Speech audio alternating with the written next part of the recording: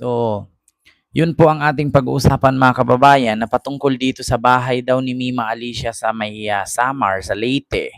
No, mga kababayan ay mala gobernador daw, gobernador, bahay ng gobernador. Nako, mala bahay ng gobernador, no, or singganda ng bahay ng gobernador sa Leyte. So totoo nga ba 'yan, mga kababayan? Ayon sa kapitbahay niya. Nako, Ma'am Maria Sunukawain kay Chi Free. Ayan, may love shoutout po.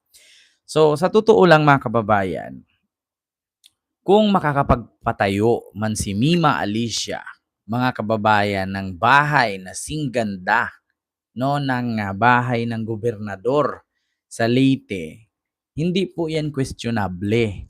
Bakit? Si Mima po ay ilang taong vlogger yan. Eh kung ako nga nakabili ng Mustang, si Mima pa kaya hindi? 'Di ba? Sa totoo lang mga kababayan, wala pong problema kung magpatayo po si Mima ng bahay.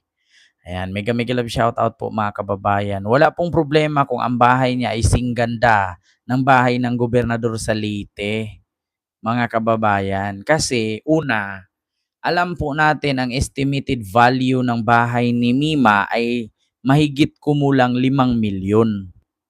So kung ikaw po magkaroon ng bahay ng 5 milyon sa probinsya, napakalaki na po yun.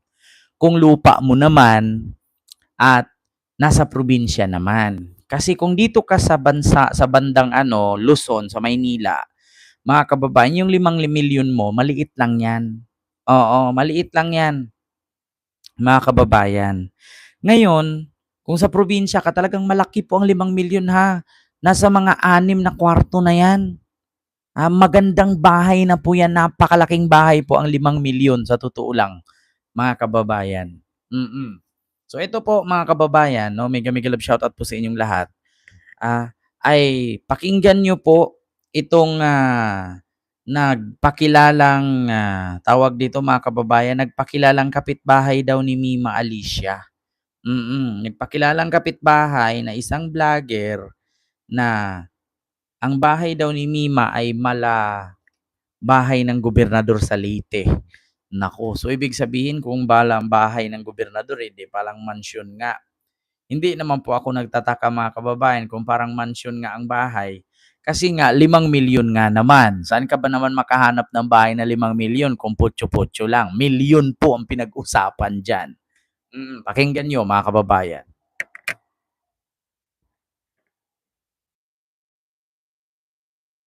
Nasirang lima na aking kababayan na 3 kilometro na layo namin sa bahay, kaya sa Lawang Northern Samar, ay pinasok niya yan, ang buhay na magulo.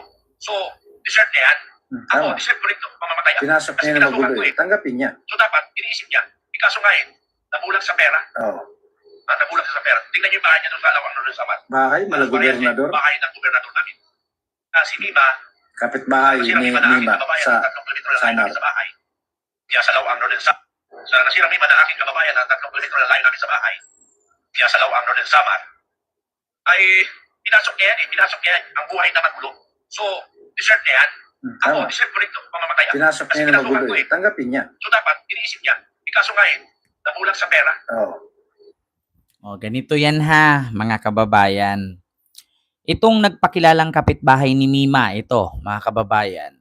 Sabi niya, pinasok ni Mima yung buhay na magulo, yung pagiging vlogger sa politika, so tanggapin niya. Alam mo, sa totoo lang tatay, no, kung totoo mang kapitbahay, hindi, alam niyo sa totoo lang, hindi po natin matatawag na kapitbahay ang 3 kilometro ang layo. Hindi po kapitbahay yun. Kabayan, kasityo, kabarangay. No, kung 3 kilometro ang layo mula sa inyo papunta sa bahay ni Mima, hindi ka kapitbahay.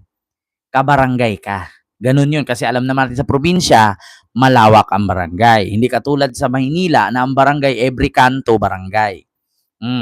So ngayon, mga kababayan, isa lang aking masabi. Kung sakali man, no, na tanggapin ni Mima o hindi ang kapalaran niya, wala na po siyang magawa kasi sinadya po siyang pinatay. No? Kung tutusin, kahit kami, tanggap po namin na ganito ang aming profesyon. Tanggap po namin na ganito kami vlogger. Pero yung patayin ka ng walang kamuwang-muwang, Hindi po yun matanggap. At eto pa, alam niyo sa totoo lang, itong ginawa ni tatay, pwede siyang makasuhan nito. Patay na yung tao eh. Alam niyo ba na mayroong kaso sa isang patay kung siraan mo? Kahit patay na siya. Mayroon pong ganyan sa batas. No, kahit i-search niyo po, i-research niyo mga kababayan. Pwede pong makasuhan ng magulang ni Mima itong si tatay na nagpakilalang kapitbahay daw na di umano 3 kilometro naman ang layo. So hindi po kapitbahay, kabarangay.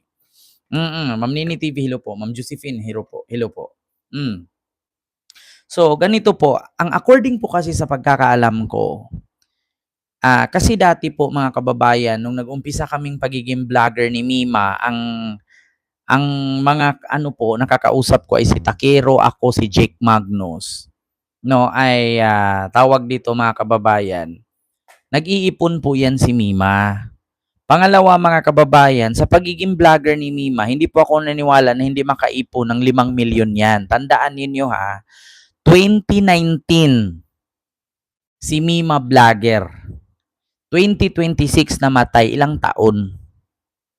Kulang-kulang 7 years. So napaka-imposible na hindi makapag-ipon yung tao ng 5 milyon. Di ba? Kulang pa nga yung 5 milyon kung tutuusin, kung talagang si Mima walang ginagastos, makakapag-ipon si Mima, no? Sa totoo lang. Kasi biruin nyo ha, for almost 7 years, makakapag-ipon ka po talaga ng malaki. Ganun po yun mga kababayan, makakapag-ipon ka po ng malaki kung for almost 7 years sa pagiging vlogger. Kasi bakit? Una, kung sumasahod ka man ng 100,000, 200,000 sa isang buwan, 300,000, no, sa isang buwan, kung ipunin mo yan sa loob ng 7 taon, milyon-milyon po yan. 7 taon ni. Diba? At saka tandaan nyo mga kababayan, magkaiba kasi ang market value ng lupa sa probinsya kaysa sa lupa sa Maynila. Kung sa probinsya ka, bumili ng lupa, ang lupa doon, halimbawa, 1 hektarya, kulang-kulang 200,000, 300,000, may 1 hektaryang lupa ka na. No? Hindi lang 1 hektarya yan na, minsan nga 100,000 1 hektarya na kasi depende sa market value. Sa probinsya kasi meron 2,000 per square meter, 1,000 per square meter, meron nga sa probinsya, ano lang 1,500, no? 1,500 per square meter. So kulang-kulang 100 to 200,000, meron ka ng 1 hektaryang lupa. Pangalawa, ang materialis po sa paggawa ng bahay sa probinsya, mura po kaysa sa Maynila. So ngayon mga kababayan, pag nagpatayo ka po ng bahay doon, sa probinsya kasi, ang engineer kasi doon, bihira lang kumuha ng engineer, yung mga magpapatayo ng bahay. Kadalasan kasi doon, foreman, mason, at saka construction worker na agad. Meron pa ngang iba dyan, arawan, minsan pakyawan. So mas makakatipid. 'Di ba? At saka mga kababayan, yung lugar po ni Mima, hindi po siya syudad. Barangay po siya, probinsya. Kaya napakamura po ng lupa doon. At saka take note, kung halimbawa man ang magulang niya ay merong minanang lupa sa kanyang mga ninuno, kung doon nagtayo si Mima ng bahay, at least ang gagastusin niya, bahay na lang, hindi na yung lupa. So, yung mahalagang 5 million na pera mo na ipanggawa ng bahay, napakalaki na pong bahay yun. Biruin nyo ha, yung 100,000 na bahay na gawa sa Kawayan, kubo, napakalaking bahay na yun, napakalaking ano na yun. Napakalaking bahay na yung 100,000. Siminto ang baba, plywood ang kalahati, tapos yero. Ang laking bahay na yung 100,000. Ano pa yung 5 million? So malaking bahay na po talaga yun. So ngayon, ano naman ngayon kung gobernador ang laki or bahay ng gobernador ang laki ng bahay ni Mima? Una, hindi naman niya ninanakaw. Pangalawa, pinag-ipunan naman niya. Pangatlo, hindi naman niya pinanghingi. Pang-apat, sahod niya yan kasi vlogger siya. 'Di ba? Alam niyo ba kung i-check niyo lang ang sinasahod ni Mima? Para sa akin ito Hindi po bumababa sa 100,000 ang sinasahod ni Mima kada buwan. Hindi bumababa sa 100,000. Tandaan nyo yan ha, mga kababayan. Hindi bumababa sa 100,000. Kung masipag ka lang. Si Mima, alam nyo naman po, masipag po talaga si Mima. Sa isang araw, minsan 4 na vlog yan eh. Tapos may live pa. Parang katulad sa akin. Tignan nyo, nagla-live ako, tapos may vlog pa ako. Alam nyo kung halimbawa sa isang araw, kung mag-revenue ka ng $100, magkano ang $100 sa isang araw ah? Halimbawa ako, sa isang araw nakita ko sa mga vlog ko, ipunin natin lahat yung revenue niyan, $100. Magkano rin $100? 5,000. Oh, kung ipunin mo ang 5,000 sa 30 days, sa isang buwan, magkano? Apakalaki. Di ba? Biruin nyo ha, $100 a day. Sahod mo sa YouTube, i-times mo sa 30. Ha? 5,000 times 30. Magkano? Paki-comment mga kababayan. 5,000 times 30. Yan ang sasahurin mo. Kakaltasan pa yan ng tax. Kaya sa mga nagtatanong, nagbabayad ba kami ng tax? Uy, bayad po kami ng tax. Doble po. May tax sa Pilipinas, may tax sa Amerika. Di ba? Ganon yun, mga kababayan. Alam na mga vlogger yan, Diyos ko. Huwag na nga tayo magpatanga-tangahan. Oh, 150,000 sa isang buwan. I-times mo yan sa 7 years. Ang laki po. Di ba? Ganun po yun, mga kababayan. O may mga tax kami ha. Sa totoo lang, ito gusto kong sabihin sa inyo. Alam nyo ba kapag sumasahod kami ng $1,000, $800 ang matira sa amin yan. Sa $1,000 sa isang buwan, $800 ang maiwan sa amin yan kasi kukunan po ng tax yan na mahigit 100 plus o $200 ang kinakaltas sa amin. Sa $1,000 kinakaltasan kami ng tax. Di ba? Biruin mo 12.6 million sa 7 years. Ang kikitain ni Mima kung 150,000 a month ang sasahurin niya sa YouTube. Di ba? Ganun yun. So, hindi mo po pwedeng questionin na ang ganda ng bahay ni Mima, mala bahay ng gobernador. Alam nyo kung tutuusin na, kung sumasahod ka ng 150,000 sa isang buwan, sing laki ang sahod mo ng mayor ng probinsya. Tandaan nyo yan Kung vlogger ka na sumasahod ng 150,000 a month, pareho ka ng sinasahod ng mayor sa probinsya. Ganun yun. Magkano ang sahod ng mayor sa probinsya? 75 to 150,000. Yan ang sahod. 'Di ba? Kung ang mayor nga nakakapagpatayo ng malaking bahay Yun pa kayang vlogger. 'Di ba, Ma'am Agnes? Hello po. Kaya sa totoo lang, kung nagpagawa man si Mima ng malaking bahay, wala problema yun. Nagtrabaho yung tao nagbablog yung tao 'Di ba? Problema ba yun? So deserve niya yun. Una, hindi naman siya nagnakaw. Pangalawa, hindi naman niya hiningi. Pangatlo, pinaghirapan niya yan. Maliban na lang siguro kung ninakaw niya yan, questionin mo. At pangalawa, kung questionin nyo kung saan galing yung pinanggawa ni Mima ng bahay, sa YouTube niya galing yan. Una, bukod sa YouTube, mayroon pa yung mga super sticker, yung superstar, yung super sticker, ganyan-ganyan, no? Super chat, super sticker. Doon po yan, pag naiipon yan, no? So, malaki. 'Di ba? At saka una, mga kababayan, nagtrabaho po yung tao, hindi po nanghihingi. At saka itong nag-comment, mga kababayan, vlogger din po siya. Alam niya po 'yan. 'Di ba? Alam din niya 'yan. 'Di ba? Kailangan pa bang alam niyo sa totoo lang, kung sa Facebook ka, tapos yung video mo ay 8 minutes pataas, tapos nag-view ka ng 1 million, pinakamaliit dyan, $300.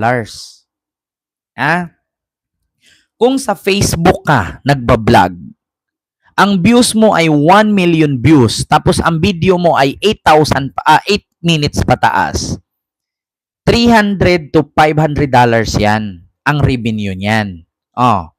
Ngayon, di si Mima's YouTube salary is 400K. O, di ba? Kung mag 400,000 ka sa isang buwan, sa loob ng 7 taon, magkano ang pera ni Mima? Di ba? Ganun yun. Hindi mo kailangan questionin, tatay. At saka, yung sinabi mong kapitbahay mo, 3 kilometro ang layo, hindi po kapitbahay yun. Apakasinungaling mo. Diyan pa nga lang sa sinabi mong 3 kilometro ang layo, kapitbahay, biruin mo yung 3 kilometro. Imagine yung 3 kilometro, hindi kapitbahay yan. Ang tawag dyan kabarangay, kanayon, kabayan. Hindi ka kapitbahay kung ganun. Diyos ko, ang kapitbahay kasi naririnig mo, nakikita mo, pasigawan mo, anong ulam mo? Kumusta na dyan? Ganon. Pero kung 3 kilometro, hindi kayo magkakarinigan. Ma'am Business, hello po. 'Di ba? Tapos ang comment pa dito mga kababayan ng mga DDS, ito ha, Ma'am Josephine, hello po. Ayan, you can control someone wants and desire. Kahit ano pa man yan, wala na kayong pakialam. She was young and had the pain of, sabi ni Mayit Diaz. Basta nakadikit kay bangag, mabilis yumaman. Puro galing naman sa nakaw, sabi ni Marlon. Mukhang pera kasi, ayan tuloy, mirisi namatay. 'Di ba? May mga ganyan mga kababayan. Ngayon, nakanetsyo na siya. Kumapit sa patalim, kaya sabi nga, patalim din mamamatay. Hindi naman patalim ang kinamatay ni Mima, bala. Tanga-tanga lang tong nag-comment sabi ni Rodel Lonado, inggit lang yan. 'Di ba? Sunod, basahin natin. Buti nga, sabi ni Orlinic daw. Highly paid pala si Mima. May sabi ni Lulit Sinaoy. Sino kaya ang susunod sa kanila? Sabi ni George Andrada. Huwag ka na magtanong, baka mauna ka pa, sir, kasi ang tanda mo na. Ito pa, pera-pera lang yan. Now, buhay niya, kapalit karma is real. Di ba? Kita nyo mga kababayan. Suportado kasi ng Maleta Gang. Sakim sa pera si Mima. Sindikato kaya yumaman. Tama po kayo, gaba, pasok sa magulo. Alam nyo, sa totoo lang mga kababayan, ito sa ganitong mga comment ng mga DDS, hindi kasi nila yan na-experience. Katulad lang yan, kapag ka nagkaroon ka ng bahay, nagkaroon ka ng sasakyan, tapos sabihin ng mga nanglait sa'yo, ang yabang-yabang mo naman, tapos sasagutin mo, wala ka kasing class. Tapos sabihin agad nila, mata pobre mo naman. Kaya sila nakapagsabi ng ganyan, mga kababayan, kasi hindi nila experience Alam niyo, tell you frankly I will tell you frankly, sa totoo lang, kapag katulad sa akin, dati wala akong Mustang. Nanunood lang ako sa mga naka-Mustang. Alam mo, pag may Mustang ka na, ang bilis mong sabihin, inggit ka. Ang bilis sabihin na inggit ka. Bakit? Kasi may Mustang ka na Yung mga taong nang lalait sa'yo, yung mga taong nagre-react, yan yung mga taong inggit, yung wala. Kaya kapag ka magsabi mo, ang ganda ng sasakyan ko, ayaw ko nang magbiyahe dahil maulan, sasakay ako ng Mustang, tapos may mag-react, mata pobre ka. Nasabi mo yan kasi wala ka Pero kung meron ka, ganyan din ang mararamdaman mo. Katulad kay Mima, nasabi mo yan na saan galing ang pera, nakagawa ng bahay ng mala-gobernur, no? Kasing ganda ng bahay ng gobernur sa inyo. Kasi wala kang ganun Pero kung ikaw din naka-experience ng ganyan, sabihin mo sa akin, sinungaling ako. Di ba? Sabihin mo sa akin, hindi totoo yan. Ako sa totoo lang dati, nung motor pa ang gamit ko, sabi ko talaga, kapag ako nagka-Mustang, hindi na ako mababasa sa ulan. Kapag ako nagka-Mustang, no, hindi na ako lalaitin, hindi na ako mamaliitin. No, which is totoo naman. Bakit? Sino pang mangmamaliit sa'yo ng mga kaaway mo, ikaw naka-Mustang, sila wala. Di ba? Tapos kapag sinabi mo, maliliitin mo ako, naka-Mustang ako, nakamotor ka lang, sasabihin agad, mata pobre. Sinabi mo yan kasi wala ka Pero pag na-experience mo yan, hindi mo masasabing mata pobre ka. Bakit? Meron ka Hindi po mata pobre ang tawag dyan. Masaya. Di ba? Yung mga nagsabi na matapobre, yung mga nagsabing mayabang, naiinggit. Kasi wala ka. Pero kung ma-experience mo at maranasan mo na may ganyan ka, sabihin mo sa akin, na hindi totoo. Ako, sabi ko sa inyo, nakabili ako ng bahay na dati, ang sabi sa akin, nangupahan ka lang. Pero sa totoo lang mas malaki ang gastos ng nangupahan kaysa sa magkaroon ng sariling bahay. Bakit? Una, pag nangupahan ka, ang bayaran mo bahay, tubig, kuryente, pagkain. Ngayon, pag may sarili kang bahay, ang bayaran mo tubig, kuryente, pagkain na lang. So, nakales ka. O, kung sa isang buwan, gumastos ka ng 15K, nakakalis ka ng 5,000, tubig, kuryente, pagkain na lang. Or kung gumastos ka ng 20K, nakalis ka ng 5K. O, 15K na lang. 'Di ba? Alam nyo, sa totoo lang, tapos pag nagkabahay ka, sasabihin mo agad, yung mga nanglalait sa akin, may bahay na ako ngayon. Ang sagot agad ng mga nanglait, mayabang. Hindi po yan mayabang yung tawag sa ganyan. 'Di ba? Kasi na-experience mo natutuwa ka lang. Ang mga nayayabangan, yun yung mga inggit. 'Di ba? Katulad niyan, halimbawa ako, vlogger ako. Tapos sila Banatbay, vlogger sila. Malaki ang sahod nila kasi malaki ang views nila. Ngayon, pag sinabi ko ba, yabang-yabang mo naman. Sasabihin ni Banatbay, i-vlogger ka rin naman ni. Magsikap ka. Di ba? Ganun lang naman yan Kung gusto mo, katulad dito sa amin, nagkaroon ako ng kaaway. Dahil sa parking. Nilagyan ko kasi yung harap namin na wag kang magarahe kasi ang hirap ilabas ng Mustang. Ngayon, ang sabi sa akin, ang yabang ko daw. Ang sabi pa sa akin, yabang-yabang mo naman, nakamustang ka lang. Hindi ka lang talaga marunong mag-drive, hindi ka marunong mag-parking. Kaya ang comment ko, ang sagot ko sa nag-comment, mag-Mustang ka muna bago mo sabihin yan. Una, itong garahe ko tagilid. Kasi patagilid yung bahay paakyat kasi hilltop, so nasa gilid kami. Yung parking ko patagilid. So ngayon, ang Mustang lowered. So kaya nilagyan ko sa harap na wag kang gumarahe kay nakakaharang kapag lumabas ako emergency. Sinabihan akong mayabang. Porkit naka-Mustang. Kaya sabi ko, mag-Mustang ka muna nang maranasan mo gaano kahirap lumiko, gaano kahirap lumabas ng garahe. Una, ang Mustang ko, ganito lang ka haba sasayad na sa lupa. Ganito lang. Itong ganito, isang ganito ko lang, sasayad na siya sa lupa. Ngayon, pag umatras yan, siyempre, tagilid, sasabit siya. Kaya ayaw ko na may mag-park sa harapan kasi nga una, ang Mustang mahaba yan mahaba ang uso ng Mustang. Pag umatras ako, maatrasan ko yung sasakyan na nakapark sa harapan ng bahay ko. Kasi ang harap ng bahay ko, kalsada yan. So, pangalawa, bakit ka nga ba naman magpapark sa harapan ng bahay ko? Lahat naman tayo may mga garahe. Bakit hindi ka dun sa bahay mo magpapark? 'Di ba? Tapos sasabihin mo ako ngayon, mayabang. Hindi mayabang yan. Kasi una, nag-iingat lang. Kasi pangalawa, ang mahal ng pyesa ng Mustang, ang mahal ng pintura, ang mahal ng kagamitan kapag yan ay nabangga or nagasgas. 'Di ba? Nag-iingat lang. Pangalawa, bakit mo sabihang mayabang kung maglagay ng don't block the driveway? Kanya-kanya naman tayong garahe, kanya-kanya tayong harap. Bakit hindi mo isiksik yung sasakyan mo dun sa harap ng bahay mo? Bakit sa harap ka ng iba, mamumurwisyo? 'Di ba? Ganun lang naman yan. Maliban na lang kung ang sasakyan mo dalawa. Pag dalawa ang sasakyan mo, maghanap ka ng maparkingan, hindi yung mangialam ka sa harapan ng iba. Kasi una, mga kababayan, may karapatan ako magreklamo na huwag kang magparking sa harapan ko kasi harap ko yan. Bakit hindi mo purwisyuhin yung harap mo? Mamurwisyo ka sa harap ng iba.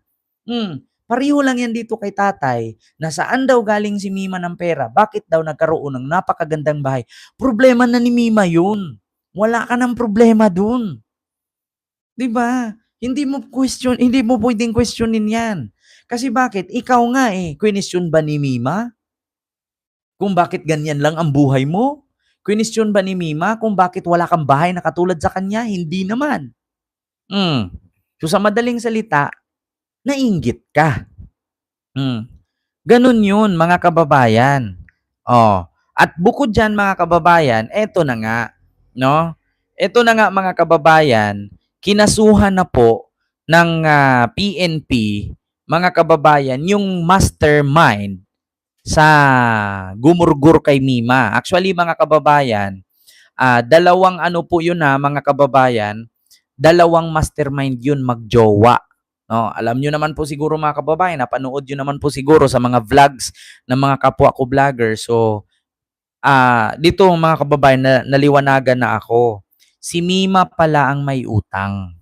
Hindi daw nagbayad si Mima kaya pinapapatay. 'Yun ang sabi ng PNP. Mga kababayan, ito po 'yun no. Ito mga kababayan. So, 'yun po ang balita ng PNP, mga kababayan. Si Mima daw ang may utang ng 8 milyon. Kaya hindi nakapagbayad ay pinatay. Ito po mga kababayan. May ads lang po, pakinggan po natin. No, ang naturang balita. No, they are named. We unmask them and tungkol nga po sa mastermind sa pagpatay sa political vlogger na si Alicia Lipata ay sinampahan na po ng kaso. Marlene Padiernos magbabalita. Tito Winnie, ako'y ng Philippine National Police ang mga utak sa likod ng pagpatay sa political vlogger na si Alicia Lipata o mas kilala na si Mima Alicia sa Caloocan City. Ayon kay PNP Chief Police General Jose Melencio Natatas Jr., dalawang negosyante na mag-partner ang tuturing na mastermind sa krimen. Utang na nagresulta sa personal na alitan ang ugat ng pagpatay sa biktima ang tinitignang motibo ng pulisya sa kaso. Lumabas sa investigasyon na aabot sa 8 million pesos ang halaga ng pagkakautang umano ng biktima sa mga prime suspect. Pero sa kabila nito, nilinaw naman ni Natatas na hindi pa rin nila isinasara ang ibang mga posibleng motibo sa krimen, kabilang ng pagiging political vlogger ng biktima. Sa ngayon, nasampa na ng kaso ang mga natukoy na mastermind sa krimen habang patuloy pa rin ang pagtugis ng mga otoridad sa kanila. Matatanda ang una lang na aresto ng mga otoridad ang gunman at driver sa pagpatay sa naturang vlogger. So, ang pagkakaalam ko mga kababayan, baliktad po yung balita. No? Baliktad po yung balita. Kasi ang pagkakaalam ko, si Mima po ang inutangan. Hindi po si Mima ang nangutang kaya pinatay. Hindi nakapagbayad. Si Mima ang inutangan na maskin pati nga si Boss Mike nahiraman dahil ipinautang ni Mima doon sa kanyang kaibigan kasi patutubuan. Ngayon, nung siningil daw ito ni Mima at ang sabi ni Mima, pag hindi kayo nagbayad, alam nyo namang vlogger ako, iba-vlog ko kayo. 'Di ba? So ngayon po, ganun po ang nangyayari, mga kababayan. So ibig sabihin, hindi po yun, mali po yung balita, mga kababayan. So hindi po rason doon na nangutang si Mima ng 8 million, hindi nabayaran kaya pinatay. Kaya po siya pinatay dahil hindi po siya binayaran nung siningil niya. Ganun po mga kababayan. Kung ikaw ba naman, 8 million inutang mo, kahit gumastos ka ng 1 milyon, ipatumba mo yung inutangan mo para quits, pwede. 'Di ba? Ganun kasi gawain ng mga scammer, ng mga budol. Mangutang ng malaking halaga, tapos pag siningil na, ipapatay na yung inutangan para tabla. Hindi iniisip na habang nangungutang sila, may kontrata, may dokumento, may notaryo. So sa madaling salita, kahit namatay na yung inutangan, kung nandun naman yung dokumento, pwede pa rin kayong singilin. Kasi may kontrata 'Di ba?